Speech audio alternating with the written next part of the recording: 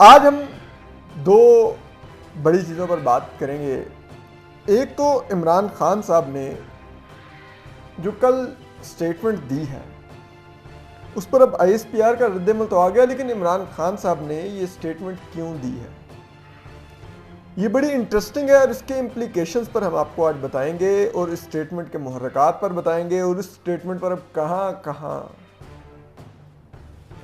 जिसे कहते हैं वो रद्द-ए-अमल आ रहा है वो भी बड़ा दिलचस्प है। हम आपको वो बताएंगे किस तरह से साबिक सदर आरिफ अलवी की साबिक सदर कह रहा हूँ सॉरी मौजूदा सदर आरिफ अलवी की चूलें हिल गई हैं, अदालत से क्या रिस्पांस आया है और कहाँ कहाँ पर डिस्प्लेयर कन्वे हुआ है ये हम आपको बताएंगे।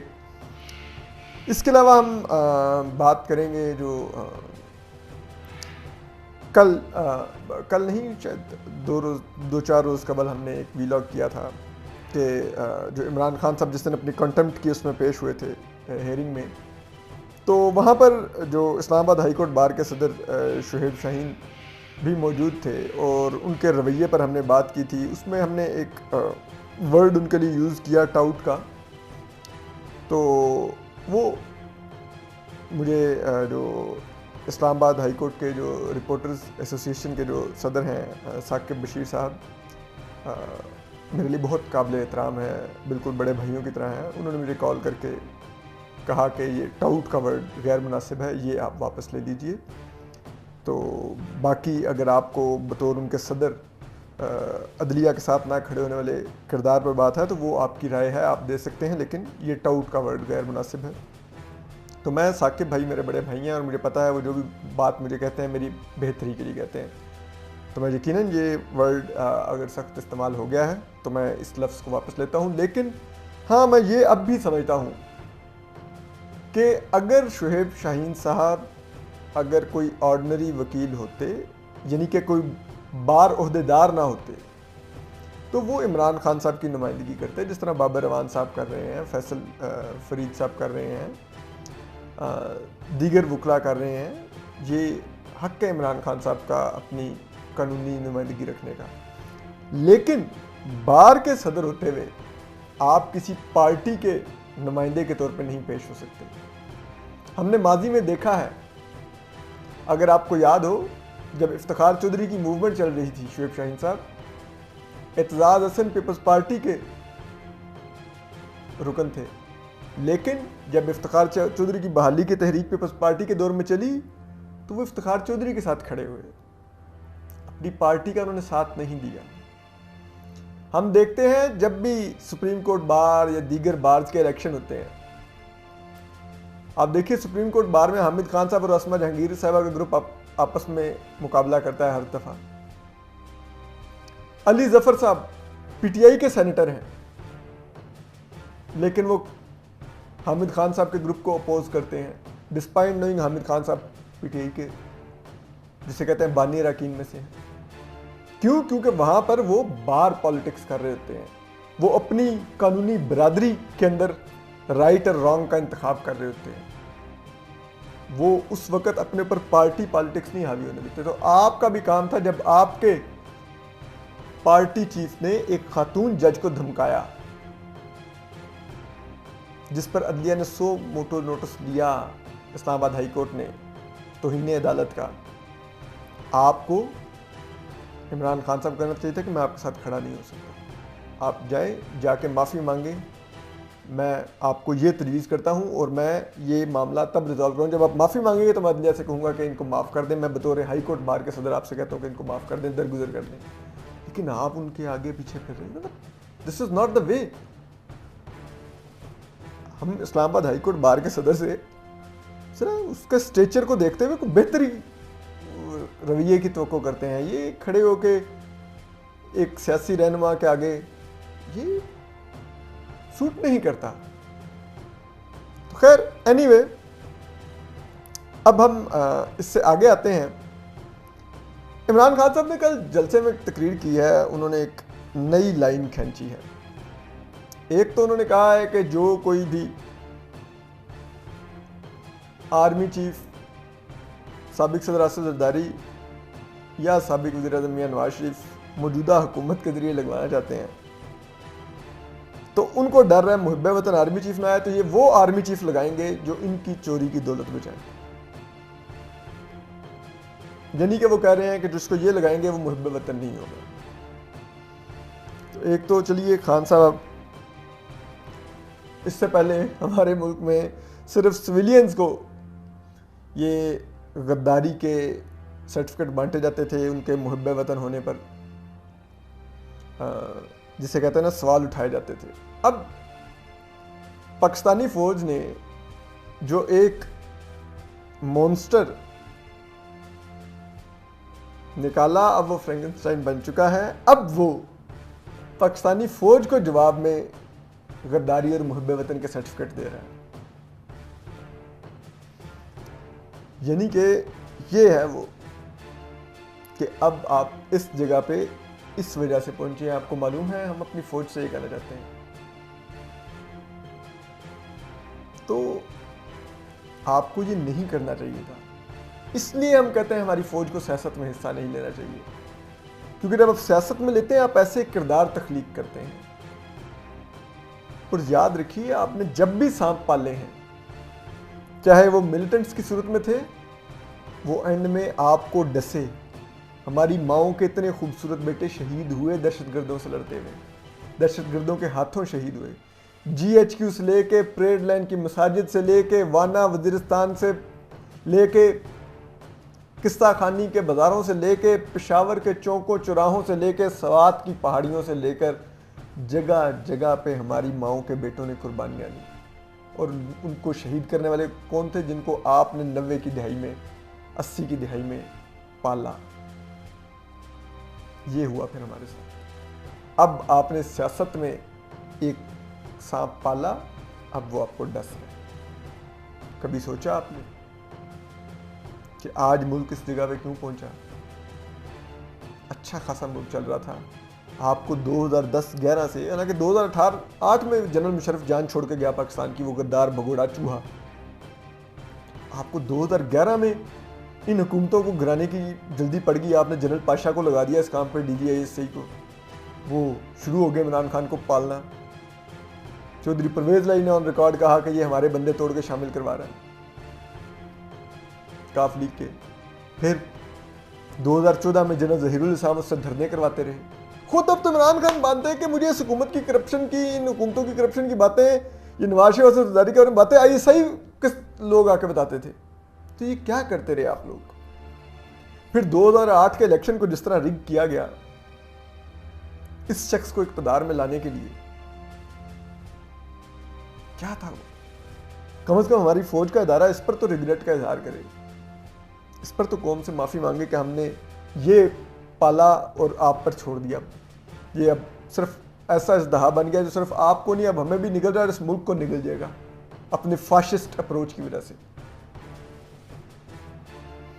अब हम आपको बताते हैं कि इस बयान में क्या है। हम वो जो इमरान खान साहब के बयान के मुहर्रिकात हैं उस पर आते हैं, लेकिन पहले हम पाकिस्तानी फ़ौज का ज़रा रद्द-ए-अमल आपको सुनवा दें। पाकिस्तानी फ़ौज का कहना है कि अफवाज पाकिस्तान में इमरान खान साहब के जो फैसलाबाद में जलसे में जो तकरीर की है और जो फ़ौज के बारे में गैर ज़रूरी तौर पर और तौहीन आमेज़ अफवाज पाकिस्तान की क़यादत के बारे में ज़ुबान इस्तेमाल की है, उस पर शदीद गम गुस्सा पाया जाता है। और उन्होंने अफसोस का इजहार किया है कि पाकिस्तानी फ़ौज की क़यादत को अंडरमाइन करने की कोशिश की है इमरान खान साहब ने, उनकी साख को नुकसान पहुंचाने की कोशिश की है। और एक ऐसे वक्त में किया है जब पाकिस्तानी फ़ौज के जवान, अहलकार मुल्क के दिफा के लिए रोज़ाना जानों का नजराना पेश कर रहे हैं। और उन्होंने कहा कि जो ये सीनियर सियासतदान हैं, इमरान खान साहब के बारे में उन्होंने कहा कि ये जानबूझकर अगले आर्मी चीफ की तकर्री, जिसका तरीक़ेकार आइन में तय है, उसको मुतनाज़ा बनाने की कोशिश कर रहे हैं, जो अफवाज पाकिस्तान के लिए इंतहाई काबिल अफसोस और मायूस कुन है। फिर वो कहते हैं कि आर्मी कई दहाइयों से पाकिस्तान में मेरिट पर चलने वाला इदारा है और उसने हमेशा अपनी मुहिब्बुल वतनी साबित की है और उसके जो प्रोफेशनल क्रेडेंशियल्स हैं, यानी कि जो उसका प्रोफेशनलिज्म है, वो कोई शक व शुबे से बालातर है। फिर वो कहते हैं कि politicising the senior leadership of Pakistan army, यानी कि आर्मी की, यानी कि अफवाज पाकिस्तान की सीनियर क़यादत को, यानी कि सीनियर लेफ्टिनेंट जनरल्स को सियासतज़दा करना, उनको स्कैंडलाइज करना और उनके अगले आर्मी चीफ बनने के अमल को मुतनाज़ा करना किसी भी तरह से पाकिस्तान की रियासत और अफवाज पाकिस्तान के इदारे के हक में नहीं है। फिर वो आखिर में लिखते हैं कि पाकिस्तान फौज एक दफ़ा फिर ये दोहराती है कि वो आईने पाकिस्तान का दिफा करेगी और उसके साथ खड़ी होगी। अब बात यह है कि इमरान खान साहब ने जो कहा है, इससे देखिए एक बात तो हमें नज़र आ रही है कि इमरान खान साहब का मसला ये नहीं है, हम फिर कहेंगे कि मुल्क में सिविलियन बालादस्ती हो और फौज की मुल्क में मुदाखलत ना हो। उनका मसला ये है कि फौज की मुदाखलत हो और मैं वज़ीर आज़म हूँ फौज की सियासी मुदाखलत से। फौज दोबारा से 2018 की तरह इलेक्शन रिग करे, पोलिंग स्टेशनों पर कब्जे करे, पोलिंग एजेंट बाहर उठा के फेंके, आरटीएस बंद कर दे और फिर मुझे सीटें दिलवाए, फिर कोई एक जहांगीर तरीन जैसा जहाज़ चले जिसमें वो उम्मीदवार लाद लाद के आज़ाद भेजे जो मेरी पार्टी में शामिल हों और मैं प्राइम मिनिस्टर बनूं। This is what he wants. क्यों? क्योंकि आप देखिए जो आर्मी चीफ होता है वो चेयरमैन नैब तो नहीं होता कि उसका काम है कि वो सियासतदानों का एहतसाब करे। बताइए ना, क्या अफवाज पाकिस्तान मुल्क में सियासतदानों का एहतसाब करने का इदारा है कि पाकिस्तान की सरहदों के दिफा करने का इदारा है? आइन क्या कहता है आप देख लीजिए।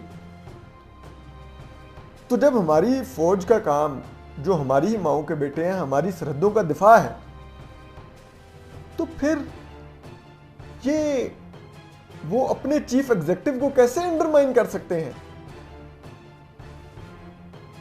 अफवाज पाकिस्तान पाकिस्तान के प्राइम मिनिस्टर के ताबे होती हैं, प्राइम मिनिस्टर आर्मी चीफ के ताबे नहीं होता। कि आर्मी चीफ बता रहा होगा कि जी आपके पास लूटी हुई दौलत है, मैं आपको आपका एहतसाब शुरू कर रहा हूं। ये तो फिर इमरान खान साहब किस बात का रोते फिर रहे हैं कि मुझे फौज ने निकाला? निजी महफिलों में जनरल कमर बाजवा पर इल्जाम लगाते फिर रहे हैं, जलसों में उनको मीर जाफर, मीर सादिक कहते फिर रहे हैं। फिर किस लिए कहते हैं आप? जी आपको यही इतराज है ना कि मुझे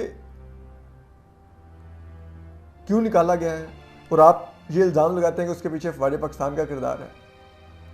तो फिर आप, अगर आपको निकाले जाने में अगर मुबैना तौर पर अफवाज पाकिस्तान का वो किरदार है, तो फिर किसी और को निकालने के लिए वो किरदार, किसी और की अकाउंटेबिलिटी के लिए वो किरदार कैसे लेजिटिमाइज हो जाएगा, कैसे कानूनी करार पाएगा?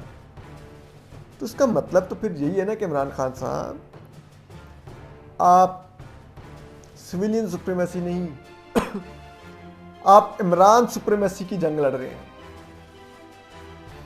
आपका मसला फौज के सियासत में किरदार से है ही नहीं।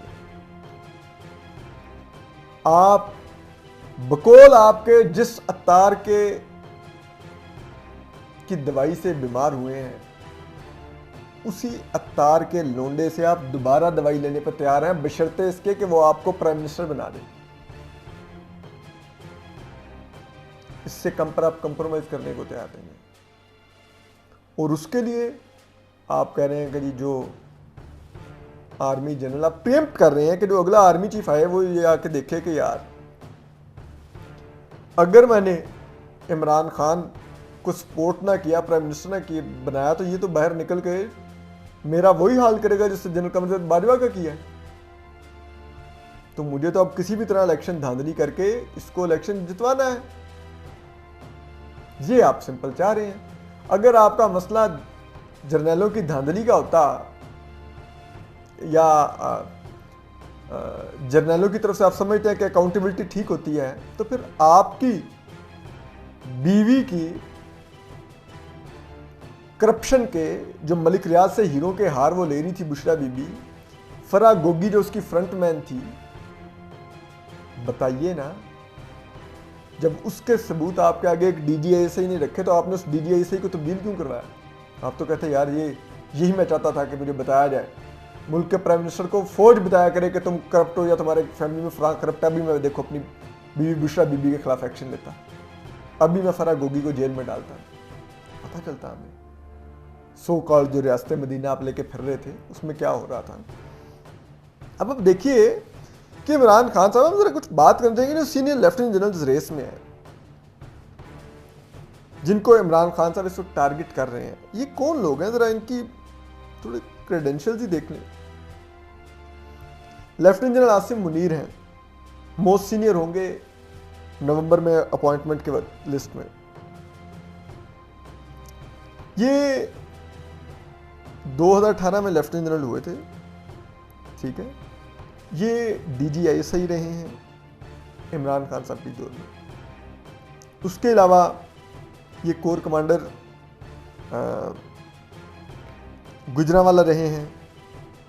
इस वक्त ये जिसे कहते हैं, कहाँ पर ये तैनात है, ये भी मैं भी इनकी तैनाती नहीं देख पा रहा। अच्छा, एनीवे, फिर हाँ, अभी ये क्वार्टर मास्टर जनरल हैं पाकिस्तानी फौज के, ठीक है। इसी तरह दूसरे जो लेफ्टिनेंट जनरल होंगे सेकंड नंबर पर सीनियरिटी लिस्ट में, वो लेफ्टिनेंट जनरल साइद शमशाद मिर्ज़ा हैं। अब देखिए, ये भी एक सीनियर जनरल हैं और इनका ताल्लुक सिंध रेजिमेंट से है। ये इससे पहले डीजीएमओ भी रहे हैं राहील शरीफ साहब के दौर में। ये आर्मी चीफ जनरल बाजवा के सीजीएस भी रहे हैं। सीजीएस जो होता है वो डिफेक्टो आर्मी चीफ होता है, चीफ ऑफ जॉइंट स्टाफ होता है। नहीं, वो होता है CGS chief of general staff army chief का वो होते हैं। फिर इन्होंने में तहरीक तालिबान के खिलाफ जो ऑपरेशन था नॉर्थ वजिस्तान में, उसमें भी इनका रोल था, ठीक है। फिर इसके अलावा ये जो अफ़गानिस्तान के ऊपर तालिबान के आने से पहले जो डायलॉग होता रहा, उसमें चाइना, अफ़गानिस्तान, अमेरिका के बीच में ये पाकिस्तानी फ़ौज की नुमाइंदगी करते रहे, ठीक है। फिर जो गिलगित बल्तिस्तान में रिफॉर्म्स हुई, उसको एक दर्जा दिया गया, उसमें भी इनका एक्टिव रोल था सरताज अजीज़ साहब के साथ, ठीक है। फिर चाइना के साथ जो स्ट्रेटेजिक डायलॉग होते रहे, शाह महमूद कुरैशी जब वज़ीर ख़ारजा थे 2021 में, ये उसमें भी पाकिस्तानी फ़ौज की नुमाइंदगी करते रहे। बड़े सीनियर लेफ्टिनेंट जनरल हैं। फिर काबिल लेफ्टिनेंट जनरल हैं दोनों, आसिम मुनीर साहब भी और साहिर शमशाद मिर्ज़ा साहब भी। फिर अज़हर अब्बास साहब पे आ रहे हैं, ये तीसरे नंबर पर इस लिस्ट में। अभी ये चीफ ऑफ जनरल स्टाफ हैं army chief general commander Bajwa के, ये भी कोर कमांडर रावलपिंडी रहे हैं। इस वक्त साहिर शमशाद मिर्ज़ा साहब कोर कमांडर रावलपिंडी हैं और इससे पहले ये अज़हर अब्बास साहब थे। ये भी जिसे कहते हैं कश्मीर का बॉर्डर सारा देख चुके हैं। फिर 10th core commander 10th core की कमांड की वजह से। फिर आप देख लिए, इससे पहले ये कमांडेंट इन्फेंट्री स्कूल रहे हैं कोयटा में, ठीक है। आर्मी चीफ जो साबिक थे जनरल राहील शरीफ, उनके ये चीफ स्टाफ ऑफिसर थे, ठीक है। उसके बाद आप आ जाएं लेफ्टिनेंट जनरल नुमान महमूद राजा, ये इस वक्त एनडीयू के सदर हैं। इससे पहले आप देखिए ये command and staff college Quetta में चीफ इंस्ट्रक्टर रहे हैं। उससे पहले ये इन्होंने इन्फेंट्री डिवीज़न की कमांड की नॉर्थ वजिस्तान में। उससे पहले ये डायरेक्टर जनरल एनालिसिस रहे हैं आईएसआई के अंदर, और पॉलिसी, फॉरेन पॉलिसी के लिए इन्होंने काफ़ी इनकी इनपुट होती थी। इस और जो बैनुल-अक़वामी इंटेलिजेंस एजेंसियाँ थीं उनसे भी ये काफ़ी ज़्यादा कोऑपरेट करते रहते थे, कोऑर्डिनेट करते रहते थे उस वक्त जो अमूर चल रहे थे।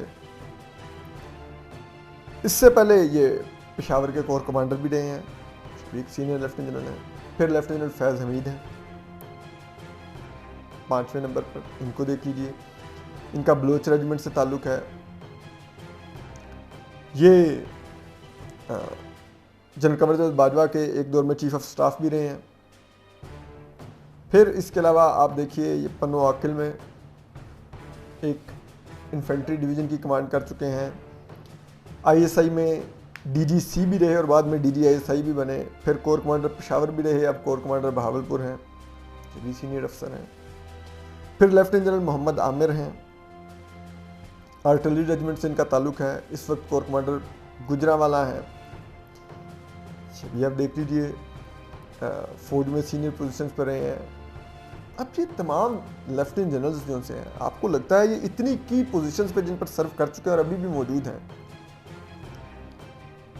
क्या इन जगहों पर पहुंचने वाले हमारे फौज के जर्नल, लेफ्टिनेंट जनरल्स इतने सालों का एक्सपीरियंस लेकर क्या वो मुहिब्बे वतन नहीं थे? क्या हमारी इंटेलिजेंस एजेंसियां जो एक एक प्रमोशन के ऊपर उनकी इंटेलिजेंस क्लियरेंस करती होंगी, क्या उन्होंने गैर मुहिब्बे वतन लोगों को प्रमोट होने दिया? क्या आखिर हुआ ऐसा कि आज इमरान खान साहब इनकी ज़ात पर ही उंगली उठा रहे हैं, इन लेफ्टिनेंट जनरल्स की ज़ात पर उंगली उठा रहे हैं? कोई तो हमें समझाए ना इस मुल्क में। तो फिर देखिए, सादा सी बात है, हम फिर वही कहेंगे। इमरान खान साहब का मसला ये है, अब देखिए ना, इनमें से एक लेफ्टिनेंट फैज़ हमीद है, उनके भाई नजफ हमीद जो भी नायब तहसीलदार प्रमोट हो चुके हैं पटवारी से, वो पीटीआई के बैनर्स पे उनकी तस्वीर होती है। चकवाल की तमाम सियासत वो देखते हैं पीटीआई के बिहाफ पर।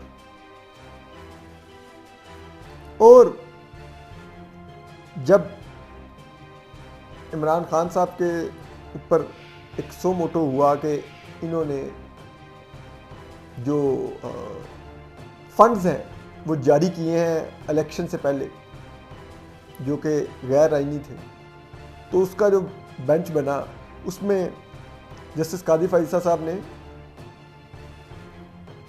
टेंडर निकाल दिए जो फंड्स जारी हो गए थे चकवाल के लिए, नजफ हमीद साहब के जरिए ज़रा इल्ज़ाम लगाते हैं। और क्योंकि उस वक्त डीजीआई से लेफ्टिनेंट फैज़ हमीद थे, तो इमरान खान साहब ने फंड जारी किए थे, तो वहाँ पर तो वो उनका हल्का मजबूत बना रहे थे। तो ऐसे लेफ्टिनेंट जनरल तो आपके लिए काबिल कबूल हैं। और तब भी जब काजी साहब ने ये टेंडर निकाल कर लड़ाया, तो उनके जो चीफ जस्टिस थे गुलजार अहमद, उन्होंने जस्टिस कादी फाइसा के खिलाफ फैसला सुना दिया। वाह, ये भी पाकिस्तान की अदालती तरीके का अनोखा वाक़या। तो वो ठीक थे। अगर कोई और लेफ्टिनेंट जनरल आपको लगता है कि वो नहीं बनेंगे, कोई और बनेगा जो आपकी मर्जी का नहीं होगा, जो आपको शक होगा कि इलेक्शन की रिगिंग नहीं करेगा, तो आप कह रहे हैं कि वो असल में आसिफ जरदारी और नवाज शरीफ की दौलत बचाने के लिए आ रहा है। ये तो मत करें आप। तो खुला आप एक गेम खेल रहे हैं, और ये आप बोल के शहबाज गिल साहब के बयान को इंडोर्स कर रहे हैं।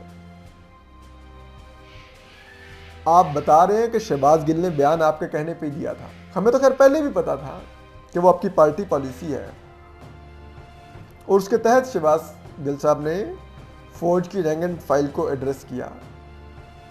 तो आप अब उससे भी एक स्टेप आगे जाके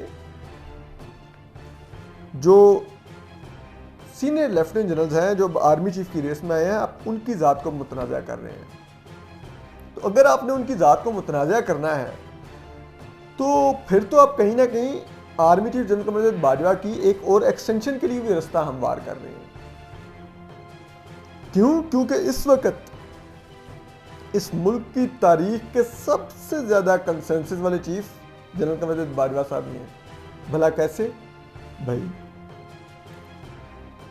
नवाज शरीफ साहब ने अपॉइंट किया, आपने एक्सटेंशन दी, फिर आपने कानून जब कौमी असम्बली में आर्मी एक्ट अमेंडमेंट के लिए पेश किया, जिसमें आर्मी चीफ की उम्र बढ़ाकर 64 साल की गई ओहदे की, तो वो 300 से ज़्यादा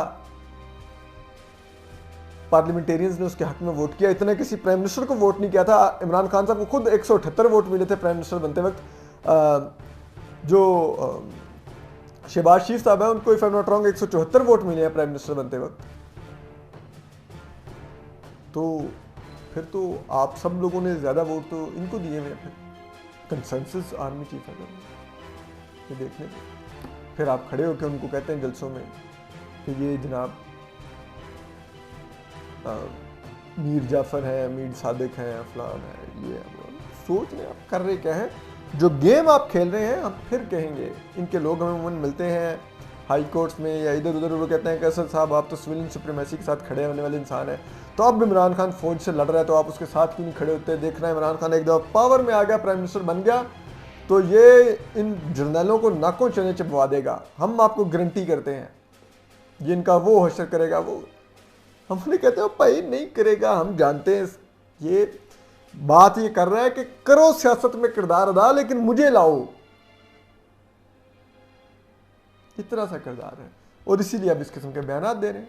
बहरहाल अपना ख्याल रखिए, सलामत रहिए। YouTube पर गुगली टीवी देखने के लिए youtube.com की सर्च बार में गुगली टीवी टाइप करें। गुगली टीवी के पेज पर सुर्ख रंग के सब्सक्रिप्शन वाले बटन पर क्लिक करना ना भूलिए। YouTube पर अपलोड होने वाली वीडियो से बाखबर रहने के लिए बेल आइकॉन पर क्लिक कीजिए। आपको हर